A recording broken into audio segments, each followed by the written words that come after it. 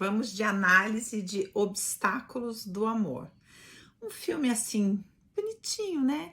Tem umas coisinhas assim meio que a gente fala, desnecessário. Mas no mais, ele tem algumas coisas bem bonitinhas e eu escolhi esse filme por duas razões. A primeira, para trazer um olhar lindo sobre a donzela, porque a gente só pontua os aspectos desafiadores da donzela, né? Mas a gente não fala muito sobre o que a donzela tem de lindo e esse filme deixa bem claro essa questão, tá? O título original do filme é Tara versus Bilal, né? E dá uma ideia de que os dois estão medindo força, aí, enfim. Mas, na verdade, o filme traz um conteúdo bem profundo, fala do obstáculos do amor, e eu achei que tem muito cabimento, assim, a escolha desse título. Vamos lá. Vamos falar primeiro da donzela. A donzela, ela tem um aspecto maravilhoso que é o aspecto da virgem. Quem é a donzela, né? Ela é esse lado da mulher que não foi tocada, né? Ela é uma donzela, ela nunca foi tocada, ela nunca foi ferida, vamos colocar assim, num sentido abrangente. Vou sair da questão sexual propriamente dita, mas vou colocar assim, a donzela como a virgem. E a virgem no sentido de dizer, olha, tal pessoa é virgem nisso, nunca experimentou isso. E nunca experimentou o quê? As dores do amor, as feridas do amor, tá? Quem é a heroína por essa perspectiva? É a mulher que foi ferida neste lugar, na verdade que foi abusada neste lugar. De novo, sai do contexto sexual e vem para o contexto emocional e entender. A heroína se sente abusada, ela se sente injustiçada e por isso ela é uma guerreira e por isso ela tá brava e por isso os homens são inimigos e por isso ela tem raiva dos homens. E a donzela? A donzela não, ela não foi ferida nesse lugar. Ela não tem essas marcas profundas. Com relação ao amor, a donzela é virgem, ela é pura, no sentido de nunca ter sido maculada, né? Daquilo que é um cristal que não foi quebrado dentro dela. E isso é lindíssimo, e isso é que a gente vê no filme, tá? Então, ela, a donzela, essa virgem que não foi tocada, que é imaculada e que se casa bem no comecinho do filme com um malandro. E aí é legal a construção do filme porque eles mostram que ela fez um casamento espiritual, né? Que aquilo para ela era muito importante na tradição dela, mas que o malandro fala que não tem valor nenhum, né?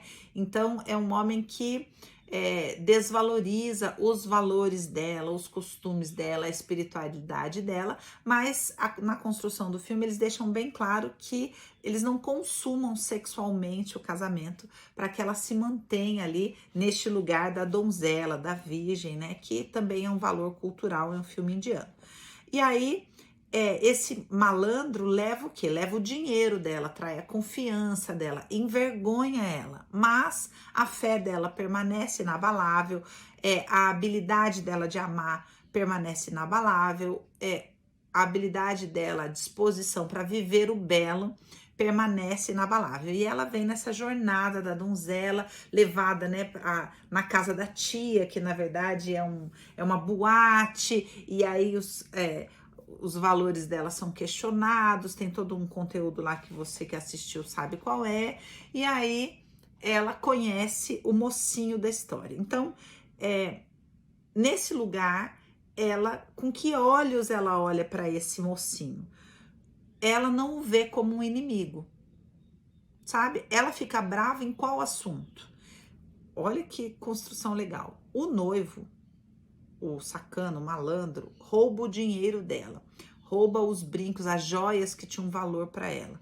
E aí esse cara que ela espera que de repente pudesse se compadecer dela, obriga ela a pagar o hotel e porque não paga, expulsa ela. Então, de novo, aonde ela tem intolerância com ele, aonde ela já foi ferida na questão com o dinheiro, mas nas demais coisas ela não tem obstáculos para o amor. Porque ela é a donzela, porque ela é virgem nesse lugar, porque neste lugar do amor ela ainda não foi ferida, tá? E é ali que vai se construindo a história. Então, a gente percebe essa porção dela na habilidade dela de acolher, de abraçar, de tocar as pessoas, de se emocionar com as pessoas, de ser verdadeira. E isso vai encantando ele, porque ele não conhece esse tipo de mulher. Por quê?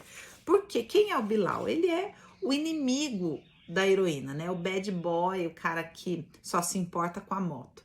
Esse também é um detalhe que vale a pena comentar, que a gente conhece um pouco o que um homem espera da vida a partir do veículo que ele valoriza, né? Não aquele que ele tem porque fazer o quê? É a única possibilidade que eu tenho. Mas aquele que ele valoriza, e ali ele fica alisando aquela moto. E a moto é um veículo para uma pessoa, no máximo duas de carona. Não se constrói, né? Não existe a ideia de se ter uma família com uma moto. E então, dá pra gente ver assim que ele não tinha a menor ideia de construir família. Por quê? Porque ele já estava comprometido com uma família, que eram aquelas mulheres, a avó, a tia, né, a mãe. Ele era leal àquela estrutura. Então, o legal da Tara é que ela, dentro dessas questões emocionais, onde ela não havia sido ferida, ela não reage e não ataca ele. Por quê? Porque ela não tem marcas. E ali ela vai avançando dentro das barreiras que ele tem, né? Por que ela tem essa habilidade? Porque o avô, com o seu amor maravilhoso, blindou ela. Então ela não olha para os homens com um olhar já partindo da prerrogativa de que eles estão devendo, né? Os homens não estão devendo para ela. E aí quando ele defende, o Bilal defende ela do noivo malandro, que eu não lembro o nome, ela fala, né? E ali ele ganha o coração dela, porque fala que defenderia, que protegeria ela para sempre. E o Bilal, como é que ele olha para ela? Ele vê nela um tipo de mulher que ele desconhecia. Uma mulher doce, uma mulher que não ameaça, uma mulher que não cobra, uma mulher que não fere. E ele não conhecia esse tipo de mulher. Por quê? Porque foi criada por 4 heroínas profundamente feridas e que, sem perceber, porque o amam muito, mas cobram ele o tempo todo e ele tá exausto. Então ele foge o tempo todo, ele foge de tudo. Por quê? Qual que é a expectativa que elas têm dele? Que ele administre o hotel, que ele se importe com as questões emocionais dela. Como você esqueceu o aniversário da tia? Ele fica raivoso porque ele tá tentando gritar: eu não dou conta da demanda emocional de vocês. E é muito pontual esse filme, trazendo ele aqui numa sequência de análises de filme. Recentemente a gente olhou para essa série, né, do macho alfa, e de como é que o homem está vivendo essa nova realidade, né? Essa nova masculinidade, esse novo momento da sociedade onde as mulheres cobram tanto os homens e tudo mais que a gente já conversou. E aí a gente vê esse homem no Bilal construído, né, a partir das amarguras daquelas mulheres. O pai se suicida na frente dele, ele não tem referência alguma de homem. É um pai que não aguentou o peso, então ele se cobra aguentar o peso, mas ao mesmo tempo ele não dá conta de suportar a demanda de 4 mulheres, então ele é muito raivoso por conta disso, e essas mulheres querem obrigá-lo a casar, e ele não quer casar. Então é curioso porque a gente vê uma demanda emocional que é muito contemporânea, muito semelhante ao assunto abordado, por exemplo, no Machos Alfa e essas coisas, mas ali tem uma roupagem cultural, né, religiosa, mas a demanda emocional permanece a mesma. E aí a gente vê que, por amor a essa mulher que verdadeiramente precisa dele e não cobra ele, veja a diferença, para a Tara, o Bilal é grande, né, porque ele é um homem que pode protegê-la, que pode cuidar dela, que pode ajudá-la. E para as tias, mãe, avó, ele é pequeno, porque elas estão sempre dando essa mensagem: nós temos uma expectativa a respeito de você e você sempre nos frustra. E é essa a condição em que os homens se encontram hoje. Eles não dão conta de uma demanda que é ancestral, que é da mãe, que é da avó, que é da tia, que é de todas as mulheres que o cercam, mas ao mesmo tempo eles querem, por amor, de alguma maneira corresponder a essas mulheres. Então, eles tentam, de maneira inconsciente, responder essa demanda. E aí eles saem para tentar ter um relacionamento com uma mulher que tem uma demanda semelhante e que fica com raiva, porque ele tenta suprir a demanda das primeiras mulheres da vida dele, que são a irmã, a tia, a avó, a mãe, e tem raiva, porque a mulher raivosa compete com as outras mulheres. Então, é um filme sensacional para a gente ver como é que esse homem fica no meio desse exército de mulheres raivosas. E aí tem aquele momento dele na estação de trem que simboliza essa questão da travessia. Ele tem que descer, né, as escadas, ele tem que mergulhar no profundo, ele tem que acolher o desamparo daquele menino de 12 anos que é tão forte a emoção dele que quando ele chega ali, ele tem vontade de vomitar. Ele vomita porque ele tá dizendo, eu não dou conta disso, eu preciso colocar isso para fora. Essa vulnerabilidade não foi acolhida, não foi digerida, né? Ele se sentia muito culpado por culpar o pai. Então ele tem aquele momento de acerto com o pai, onde ele meio que o pai diz, olha, filho, desculpa, né? Eu errei, eu realmente errei, eu não dei conta, eu fui fraco.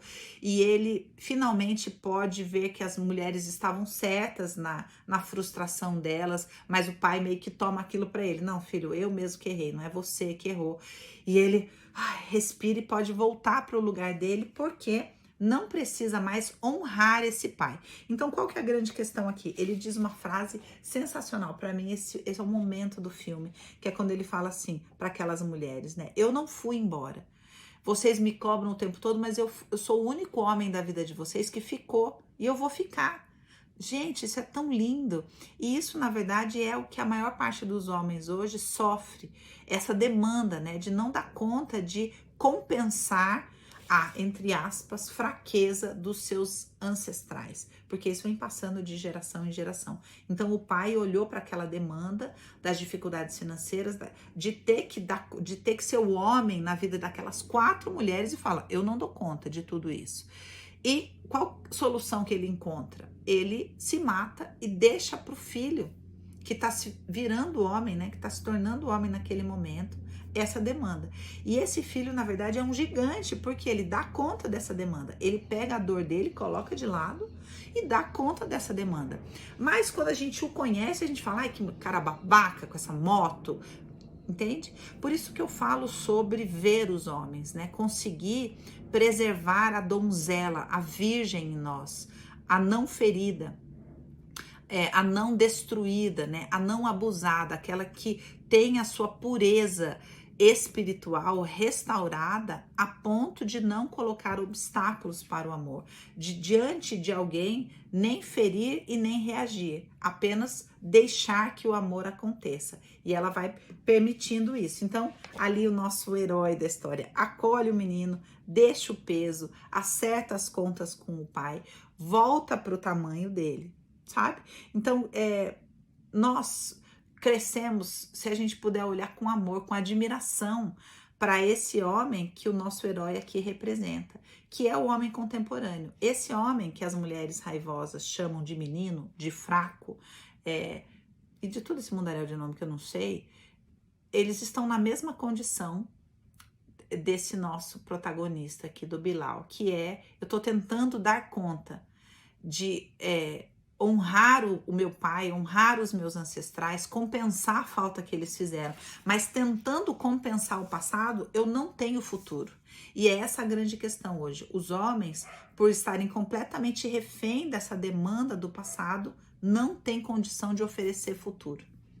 E a gente precisa conseguir olhar para isso com amor. Não estou aqui convidando ninguém a ser mãe dos homens, não estou convidando ninguém a uma relação de codependência, a fazer por eles, não é nada disso. Nós estamos falando sobre um olhar que não tem julgamento, um olhar que não tem cobrança e um olhar que consegue ver esses homens.